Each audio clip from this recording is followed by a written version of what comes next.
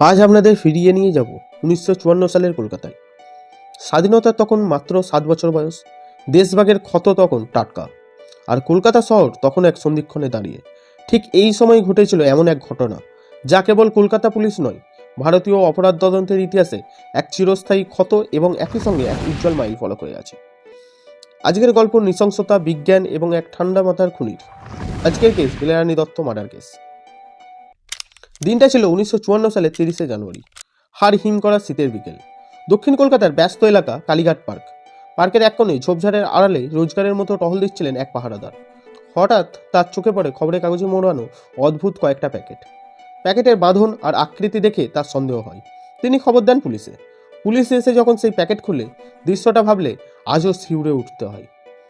প্যাকেটের ভেতর থেকে বেরিয়ে আসে একটি মানুষের বিচ্ছিন্ন মস্তক এবং শরীরের উপরের অংশ। কিন্তু আতঙ্কের তখনও বাকি ছিল।